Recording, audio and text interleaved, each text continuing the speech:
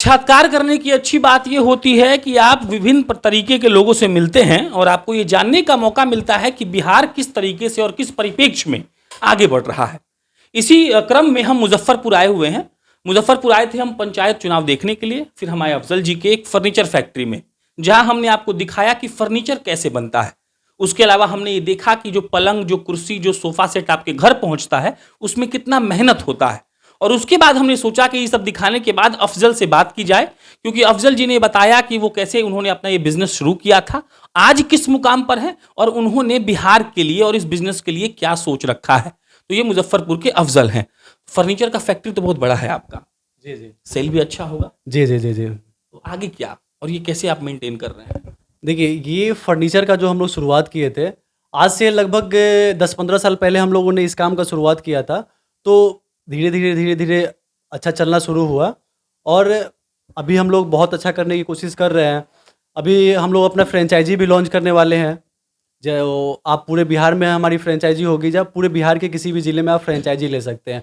और फ्रेंचाइजी का बहुत ही कम कॉस्ट हम लोगों ने रखा है और फ्रेंचाइजी का हम लोगों ने कोई भी अलग से ये कॉस्ट नहीं रखा है, जो होता है ना कि ईयरली कॉस्ट, ये सब ऐसा कोई कॉस्ट नहीं रखा है। फ्रेंचाइजी का हम लोगों ने वन टाइम कॉस्ट रखा है, जो कि 1 लाख रुपया है, जो कि वो आपको ट्रेनिंग मिलेगा। आपको 20 दिन, कोई भी बंदा जब आएगा हमारे यहाँ 20 दिन रहेगा, उसके होटल का खर्च, रहने का खर्च, तो सारा कुछ हम लोगों ने जब एक्सपेंस निकाला तो हम लोगों को समझ में आया कि एक फ्रेंचाइजी को ट्रेनिंग देने में हम लोगों को कम से कम 1 लाख रुपए का एक्सपेंस आएगा। तो वन टाइम हम अपनी फ्रेंचाइजी से सिर्फ 1 लाख रुपए चार्ज कर रहे हैं। बाकी जो भी वो पैसा पेमेंट करेंगे, हम लोगों की जो फ्रेंचाइजी एक शोरूम को अच्छे से तैयार करने में जो कॉस्ट आती है, उसमें जो सामान लगेगी, उसका जितना भी पैसा कस्टमर हमको पे करेंगे, उनका 100% का हम लोग उनको सामान देंगे। जब भी हम फैक्ट्री को देखते हैं तो हमको बहुत मजा आता है। और बिहार में क्योंकि जितना इंडस्ट्री था सब बंद हो गया, तो नया नया लोग जो एक तरीके से रोजगार दे रहा है और बेहतर काम कर रहा है, तो हमको बहुत अच्छा लगता है। तो अगर हम ये पूछना चाहें आपसे कि फर्नीचर का बिजनेस बिहार में किस तरीके से बढ़ रहा है, इसमें आप जैसे युवा का क्या रोल है और आप कैसे इसको सही से कर पा रहे हैं? 3 सवाल। देखिए, सबसे पहला आपका सवाल था कि हर जगह फैक्ट्री बंद हो रहा है और हम लोग कैसे सर्वाइव कर पा रहे हैं।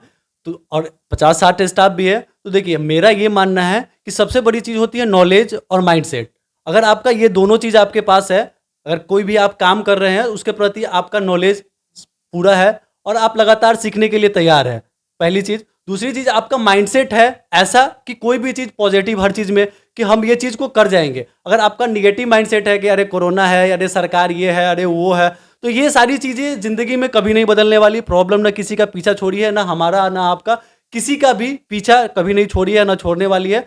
लेकिन देखिए, कहीं पे हमने पढ़ा था कि आप प्रॉब्लम पे फोकस करते हैं तो प्रॉब्लम बड़ा होता है और सॉल्यूशन पे फोकस करते हैं तो सॉल्यूशन बड़ा होता है। तो हम अपनी लाइफ में जो भी चीज़ सीखते हैं, अभी ज़्यादातर यूथ में प्रॉब्लम हम ये देखते हैं ना कि दिन भर स्क्रॉल करेंगे फेसबुक, यूट्यूब, दुनिया संसार की चीज़ें। इन्फॉर्मेशन की कमी नहीं है, नॉलेज की कमी नहीं है, बस उसकी एग्जीक्यूशन की कमी है। लोग सीख तो बहुत कुछ लेते हैं। अभी जो लाइन हम आपको बताए होंगे, वो लाखों लोग सीखे होंगे कि प्रॉब्लम पे फोकस नहीं करना है, सॉल्यूशन पे फोकस करना है। प्रॉब्लम पे फोकस करेंगे, प्रॉब्लम बड़ा हो जाएगा। ये सिंपल सी बात है। लेकिन इस चीज़ को अप्लाई कितने परसेंट लोग करते हैं? तो अगर आप इस ढंग के माइंडसेट रखते हैं कि हमको चीज़ें सीखना है और जीवन में अप्लाई करना है, तो दुनिया में एक से एक चीज़, एक से एक लोग बैठे हुए हैं। आपको कुछ भी नहीं आता, जीरो हैं आप फील्ड में, किसी भी फील्ड में आप हर चीज़ सीख सकते हैं और सीख के अगर अपने लाइफ में इंप्लीमेंट करते हैं, तो ये तो हम लोग जो कर रहे हैं ये बहुत सी छोटी मोटी चीज़ है। आप लाइफ में बहुत भी बड़ी चीज़ अचीव कर सकते हैं। बिहार में रहकर बिहार के लिए काम करना बड़ा बात है। देखिए, बिहार की जहाँ तक बात है, अभी हम जो जहाँ पे रहते हैं, अभी हम मुजफ्फरपुर के, हमारा गांव यहाँ से 4-5 किलोमीटर अंदर में पड़ता है। वहाँ पे हम लोगों को जाने आने में हमेशा बहुत ज़्यादा इशू होता है, फिर भी हम लोग हमेशा वहीं पे रहते हैं। और मेरा प्लानिंग है कि आज हमारा ये छोटा मोटा सेटअप है, कल हमारा कितना भी बड़ा सेटअप हो जाता है तो हम अपने घर पे ही रहेंगे, क्योंकि बिहार के लोगों से और बिहार से हमें बहुत प्रेम है। क्योंकि देखिए, पैसा चाहे आप जीवन में कितना भी कमा ले, लेकिन आपको जो अपने लोगों के साथ रह के, उनसे बात करके जीवन में जो अचीव होता है ना, वो चीज़ कभी आपको बाहर में अचीव नहीं हो सकता है। और पैसा लोगों को एक जैसे, पैसा देखिए होता क्या है ना कि पैसा सब कुछ नहीं होता।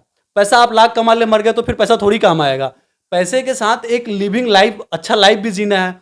तो उसके लिए आप, हमको नहीं लगता है कि अलग आप जहाँ पे आपको कोई जानता नहीं हो, आपको पहचानता नहीं हो, किसी से आप अच्छे समय में, देखिए हर आदमी के लाइफ में अच्छा और बुरा समय आता है, कभी लोग फ्रस्ट्रेटेड हो जाता है।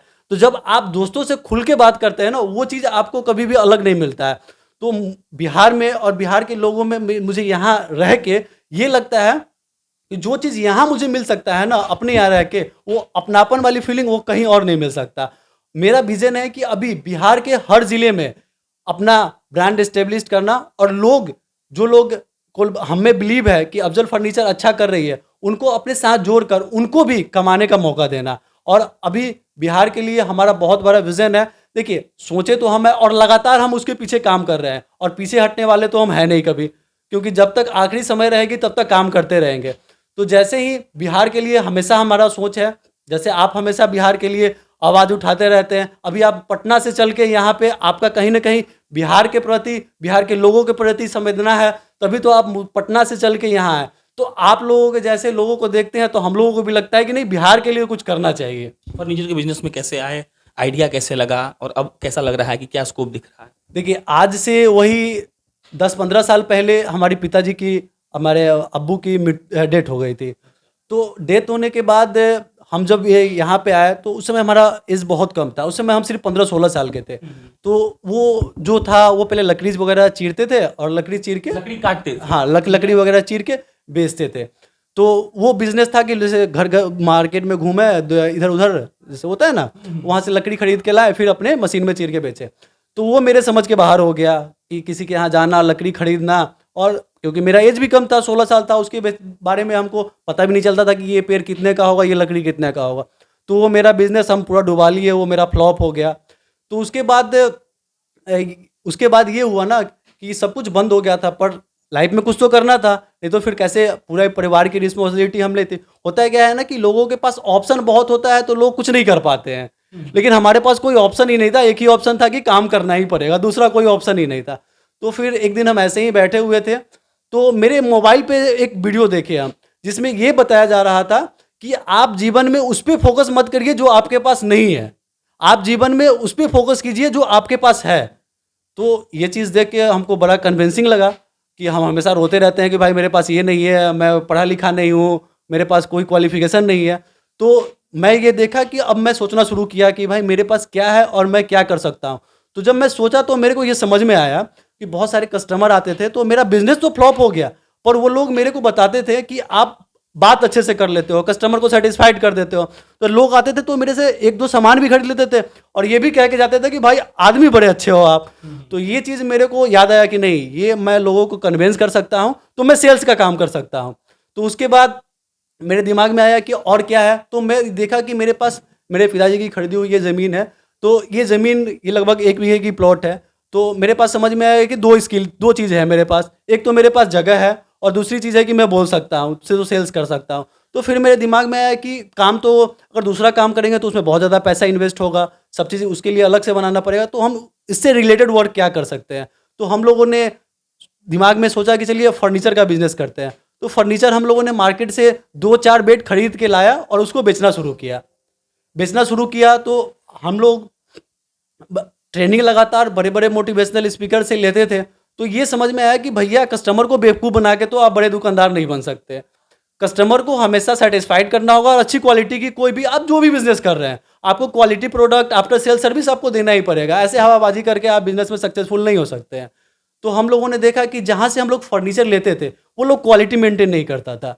वो कभी कोई फर्नीचर दे दिया, कभी कोई फर्नीचर दे दिया, तो हम लोग को बहुत इशू हो जाता था, क्योंकि हम लोग कस्टमर को गारंटी देते थे, कस्टमर हम लोगों को कंप्लेन करता था, तो हम लोगों को बहुत इशू हो जाता था। तो हम लोगों ने सोचा कि ऐसे तो हम लोग क्वालिटी मेंटेन नहीं कर पाएंगे, और किसी से भी माल लेके अगर बेचते हैं तो क्वालिटी हमारा मेंटेन नहीं हो पाएगा। तो हम लोगों ने विचार किया कि जो हमारे पास है जितना पैसा, उसी पैसे में हम लोग अपनी फैक्ट्री की शुरुआत करेंगे। तो हम लोगों ने 4-5 स्टाफ से फैक्ट्री की शुरुआत की, और शुरुआत करने के बाद हम लोगों ने 2-4 बेड बनाना शुरू किया, और ऐसे कस्टमर का अच्छा रिस्पॉन्स मिलते गया। हम लोग सोशल मीडिया पे आए, वहाँ भी लोगों का बहुत सारा प्यार मिला, जिसके कारण आज मुजफ्फरपुर ज़िले में सबसे ज़्यादा फर्नीचर सेल करने वाली हम लोग कंपनी है, और सबसे ज़्यादा सेटिस्फाइड कस्टमर हम लोगों के यहाँ है। लगभग जो 100 कस्टमर हम लोग के यहाँ फर्नीचर खरीदते हैं, उसमें से लगभग 95 कस्टमर हम लोगों के यहाँ से खुश होकर जाते हैं। हम लोगों को इस बात की खुशी नहीं है कि हम लोग इतने पैसे कमा पाए या नहीं कमा पाए, इस बात की नहीं। हम लोगों को इस बात की खुशी होती है कि हम लोगों के पास जो आते हैं वो हम लोगों को ये कह के जाते हैं कि भैया आपने फर्नीचर तो दिया ही है, बट आपने जो हमें प्यार दिया, व्यवहार दिया ना, वो मतलब वो अलग चीज़ है। तो इस चीज़ से जो फीलिंग मतलब खुशी मिलती है ना, वो पैसे से कहीं बढ़ के है। डायरेक्टली और इनडायरेक्टली मिलकर अब तक कितने लोग को रोजगार दिए हैं?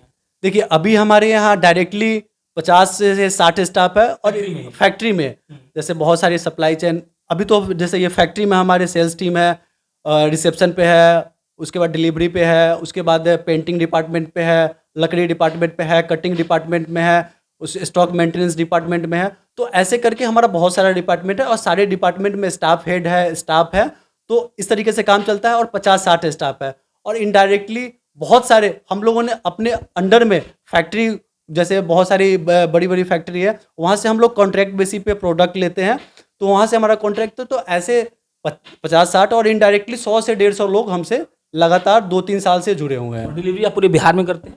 देखिए डिलीवरी अभी हम लोग पूरे बिहार में इसलिए करते हैं, चाहे तो हम लोग इंडिया में भी डिलीवरी कर सकते हैं, बट क्या होगा ना, फिर सर्विस का इशू हो जाएगा। क्योंकि यहाँ हमारी फैक्ट्री है, यहाँ हमारे पास स्टाफ है। अगर हम कोई दिल्ली में सामान भेज देते हैं, कल हो के आप कंप्लेन करते हैं कि भैया मेरा बेड खराब हो गया, तो मैं तो डिलीवरी सर्विस नहीं दे पाऊंगा। तो फिर आप कहेंगे कि भाई क्यों सेल किया जब तुम डिलीवरी नहीं दे सकता था। तो हम लोग कोशिश करते हैं कि कस्टमर को वही सामान भेजें जहां हम सर्विस दे सकते थे। बिल्कुल बिल्कुल। और अभी हम पूरे बिहार में डिलीवरी दे रहे हैं, और कोशिश है कि जितनी जल्दी हो सके इसको एक्सपेंड करें। अभी बिहार में ना है बहुत बड़ा इशू है, जैसे छोटे मोटे सामान जो है ऑनलाइन वगैरह से है, तो किसी भी ट्रांसपोर्ट से आप इजीली भेज सकते हैं। लेकिन जब आपको बड़ा सामान भेजना होगा ना, तो ये बहुत बड़ा इशू है। जैसे आपको एक बेड भेजना है यहाँ से दिल्ली, तो अभी ऐसी ट्रांसपोर्ट की फैसिलिटी नहीं है कि वो बेड को प्रॉपरली कस्टमर के यहाँ डिलीवर कर दे अच्छे से। छोटा सामान है, कोई छोटा पैकेट है, वो तो डिलीवर कर देगा। इन फ्यूचर अगर डिलीवरी चैन में बिहार में सुधार होता है, या हर जगह की यही बात है, डिलीवरी में भी बड़े सामान में बहुत प्रॉब्लम होती होगी, इसलिए आप गौर करते होंगे कि बिहार में आप फ्लिपकार्ट पे भी कोशिश करते होंगे कि सोफ़ा खरीद ले, तो वो बहुत जगह आपको आउट ऑफ स्टॉक बताता होगा। तो यही कारण है कि वहाँ पे वो डिलीवरी सही से नहीं हो पाता है। वो लोग जानता है कि भेजेंगे टूट फूट जाएगा, तो फिर जितना कमाए नहीं उससे ज़्यादा फिर हमको लगाना पड़ेगा। तो फ्यूचर में अगर डिलीवरी में सुधार हो जाता है, अच्छे से प्रोडक्ट कस्टमर को अगर पहुँच सकता है, तो हम लोग कोशिश करेंगे कि इसको ऑल ओवर इंडिया में हम अपने प्रोडक्ट को सप्लाई दे सके। ऐसे हमारे पास आज पूरे इंडिया से कॉल आते हैं कि हमारे पास ये सामान भेजवा दीजिए हमारे, लेकिन हम लोगों को कहना पड़ता है कि भैया हम वहाँ पर सर्विस कैसे देंगे, और जब सर्विस नहीं देंगे तो फिर आप वो प्रोडक्ट कैसे दे सकते हैं। चलिए, ये अफजल थे। तो आज हम लोग ये सीखे कि देखे कि फर्नीचर कैसे बनता है। मुजफ्फरपुर के अफजल के यहाँ 50-60 लोग काम करते हैं, और फर्नीचर की अच्छी बातें ये थी कि ये लोग ऑर्डर लेके सीधा बनाते हैं। एक इनडायरेक्ट और डायरेक्ट तौर पर अभी तक 200-250 लोगों को रोजगार दे चुके हैं। पूरे बिहार में जहां सर्विस दे सकते हैं वहां डिलीवरी भी करते हैं। तो ऐसे लोगों का प्रोत्साहन कीजिए, मनोबल दीजिए। और जो लोग ये कहते हैं कि बिहार कैसे बढ़ेगा, उनके लिए उदाहरण है कि एक आदमी मोटिवेशनल एक लेक्चर सुन के कि जो आपके पास है उस पर गौर करिए, उसके बारे में सोचिए, समस्या पर ध्यान देने के बजाय समाधान के बारे में ज़्यादा ध्यान दीजिए। ये एक मतलब वो क्लीशे सा लाइन है जो सब लोग सुना और जानता है, अप्लाई कितनों ने किया है इस पर सवाल है। तो ऐसे अफजल के लिए बहुत शुक्रिया जो बिहार में रहकर बिहार के लिए बेहतर काम कर रहे हैं। बाकी हमने आपको दिखाया, आपको कैसा लगा कमेंट बॉक्स में लिखकर बताइएगा। मेरा नाम प्रशांत राय है, आप जनता जंक्शन देख रहे थे। बहुत बहुत धन्यवाद।